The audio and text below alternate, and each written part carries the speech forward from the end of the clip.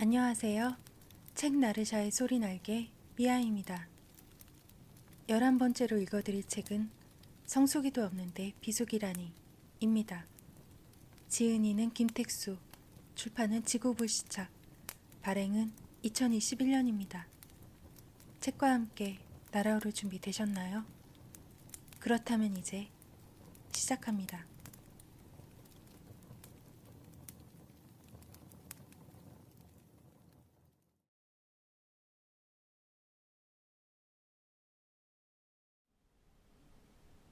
5시가 넘어서야 알았다. 이곳 오후 5시의 특이함을. 책방에 손님이 없다는 것. 책을 하나도 팔지 못했다는 것은 그 특이함의 대상이 아니다. 오히려 익숙함이 먼저랄까?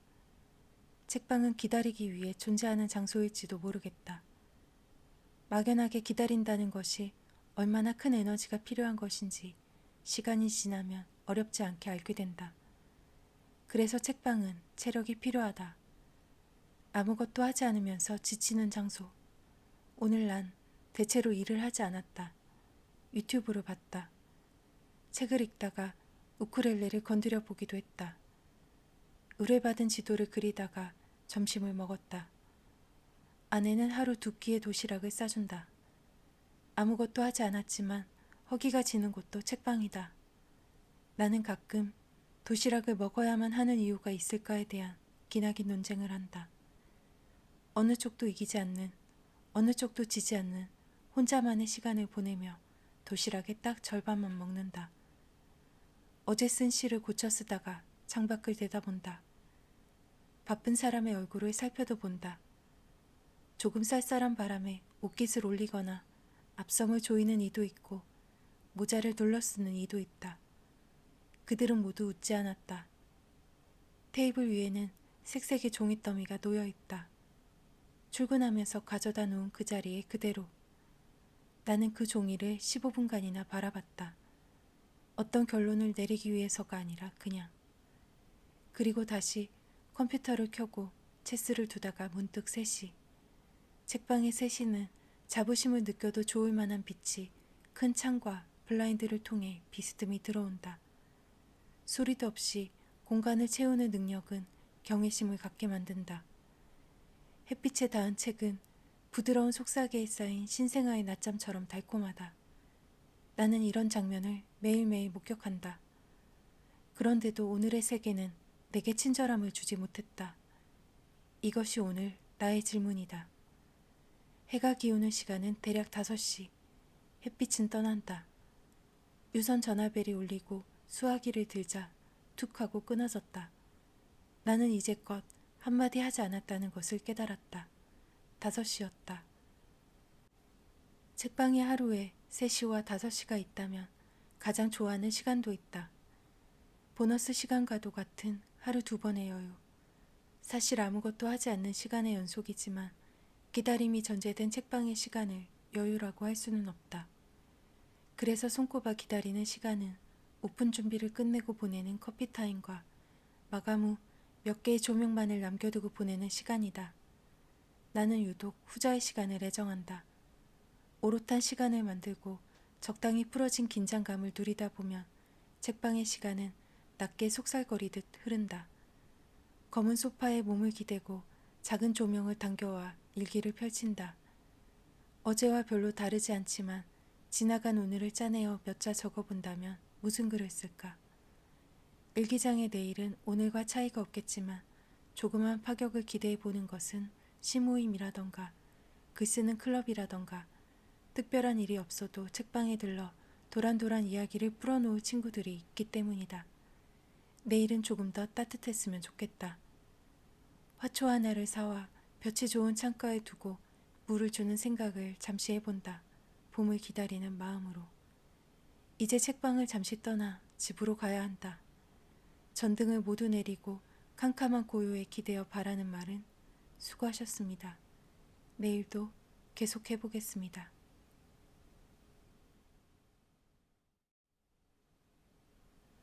나의 일상은 단조롭다. 매우 단조롭다. 주어진 하루가 어떤 소란도 없이 저무는 때가 대부분이다. 그 단조로움 속에서 일말의 파격을 만들어 보는 것은 재밌다. 똑같은 24시간 중에서 미묘한 다름을 찾아보기로 하는 것이다.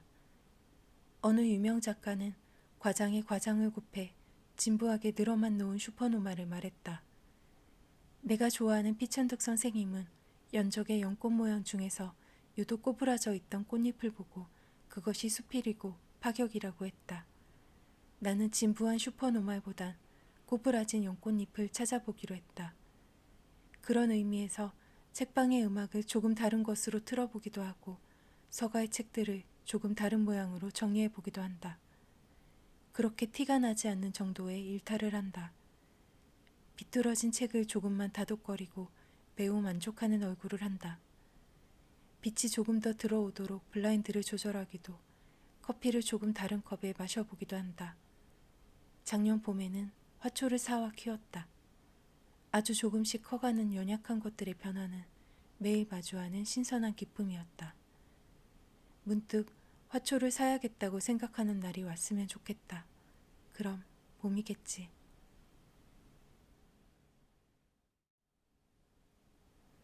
눈을 감고 조금 기다린다. 조금 기다려. 그것이 가장 중요한 포인트.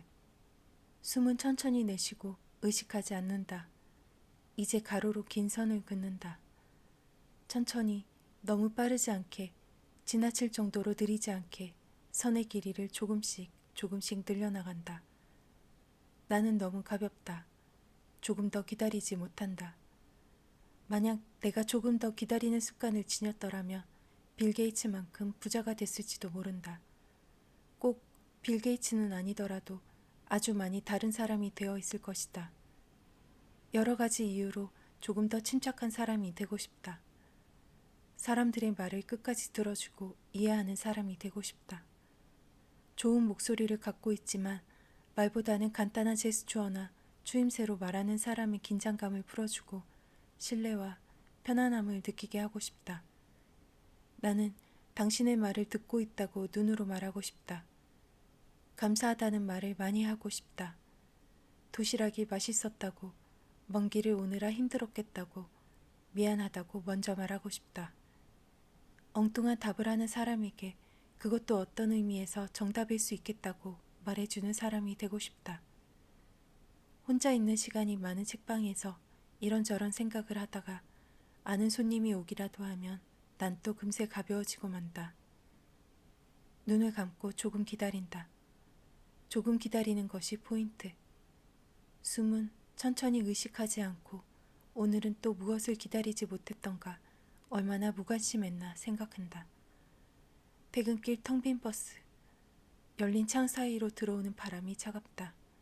나는 조금도 기다리지 못하고 창문을 쾅.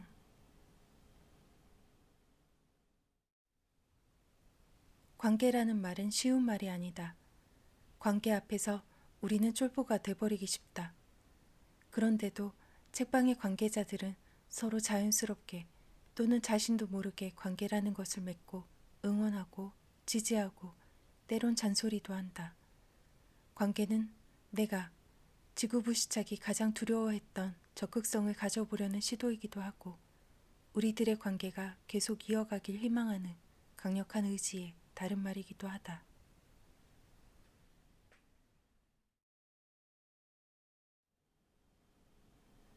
나의 하루는 대부분 책방에서 이루어진다. 가게 오픈 시간은 오전 10시부터 저녁 10시. 하지만 난 조금 일찍 출근하고 조금 늦게 퇴근한다. 누군가 들으면 엄청나게 긴 근무 시간 때문에 연민과도 같은 것을 느낄 수도 있지만 그렇게까지 비관을 논하고 싶지는 않다. 스스로 책방을 즐기고 있다. 직장 생활을 즐긴다는 것은 이 시대의 화두를 생각해보면 흔한 일은 아니다. 어쩌면 반대로 나에게 책방이란 축복과도 같은 것이다. 일도 책방, 휴식도 책방이다. 나는 언제나 조금 더 책방에 머무르고 싶다. 책방의 이름은 지구불시착. 이름 그대로 이곳에는 수많은 정체성이 붙어 있다. 즐비한 책과 책이 아닌 무언가들. 예를 들면 여기저기 붙어 있는 그림, 절대 줄어들지 않는 볼펜과 연필, 스티커, 엽서와 파리, 모기, 하루살이, 그리고 책방에 늘 있는 사람들과나 여기는 자기의 영역을 위해 치열한 쟁탈전이 벌어지는 현장이기도 하다. 최근 난 천장에 달린 전구에 모기 하나를 그려 넣었다. 새로운 책 지구부시착 컬처 2개를 만들었고 숨어있는 책을 찾다가 결국 못 찾고 포기했다. 전기체로 파리를 잡는 기술을 터득했다. 오늘만 10여 마리의 날쌘 파리를 기절시켰다. 망고 스무디를 자주 만들고 냉동고에 H가 넣어둔 아이스크림을 발견하지 못했다. 그리고 서가에서는 처음 보는 책 2권을 발견했다. 아마 이것도 지구부시착 관계자의 수법일 것이다. 관계자 M은 나무로 만든 펜에 눈독을 들인다. 그 펜의 이름은 3달러라고 한다. 그가 지었다. 4,000원에 사온 식물 스파티 필름은 잘 자라고 있다. 그 식물의 이름은 4달러다. 지구부시착은 글쓰기 맛집이라던 시인은 책방의 의자 위치를 자주 바꿔놓는다. 대형 포스터 2개가 들어왔다. 나는 이 포스터를 어디에 붙여야 하나 고민해야 한다. 책이 다수 들어왔지만 나간 것은 단 1권이다. 다들 지구부시착을 너무 좋아한다. 모여들기만 하고 나가지 않는 지구부시착은 디아스포라의 명소인가? 아니면 헤게모니 쟁탈의 전장인가?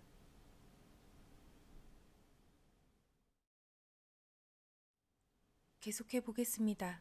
라는 말이 좋다. 황정은 소설처럼 덤덤하게 그럼 계속해보겠습니다. 라고 끊임없이 말한다. 사실 지구부시착에 계속해보겠습니다는 소설보다 처절하고 필사적이다. 요즘은 하는 일이 많다. 무슨 할 일이 많은지 제대로 하는 일은 거의 없다. 틈틈이 그림을 그리고 글을 쓰고 책을 만들고 신문도 만든다. SNS와 블로그에 책을 소개하고 스마트 스토어에 소개한 책을 올린다. 일러스트레이터로서의 일과 마을 공동체 일원으로서의 일도 한다. 일가의 가장으로서 아빠를 책임지고 있다. 바쁘다. 그런 이유로 책방의 모습은 그다지 여유롭지만은 않다. 막차를 놓치지 않기 위해서 뛰고 이불 속에서 발꿈치로 근육이 다 빠진 다리의 정강이를 두드리며 아침을 시작한다. 이빨을 닦는 순간에도, 머리를 감는 순간에도, 아내가 차려준 밥을 먹는 순간에도, 출근 버스에 올라타는 순간에도 계속해보겠습니다는 계속된다. 책방은 어느덧 5살이 되었다. 다행히 지구부시착을 애정하는 사람들은 정말 많다. 나는 그들을 지구부시착 관계자라고 한다. 6살 책방 지구부시착이든 10살 지구부시착이든 관계자 없이는 생각할 수 없다. 나는 무슨 일을 하더라도 시간이 많이 드는 타입이다. 요령이 부족하고 치밀하지 못하여 실수가 잦다. 조금 성실하다고는 말할 수 있다. 하지만 그만큼의 성실함으로 삶의 빈틈을 메우지 못한다는 것을 실감하며 살아왔다. 그럼 이런 빈틈을 누가 채워주고 있었을까? 매일 도시락을 챙겨주는 아내와 집을 나설 때 전력으로 달려와 점프해 안기는 아이들. 그리고 책방 지구부시착을 아껴주시는 관계자들이었다. 이런 사람들이 함께하는 지구부시착은 정말 좋은 책방이다. 바이어에게 큰 돈을 떼이고 무자비한 융자비제에 답이 없는 청구서들이 쌓여가도 웃을 수 있게, 행복할 수 있게 관계자들이 버텨준 책방이다. 감사합니다 100번.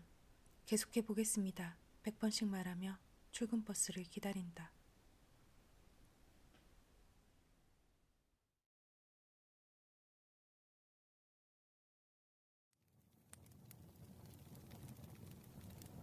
잘 들으셨나요? 우리가 함께 했던 책은 김택수 님의 성수기도 없는데 비수기라니 이었습니다. 그럼 다음 시간까지 편안하시길. 감사합니다.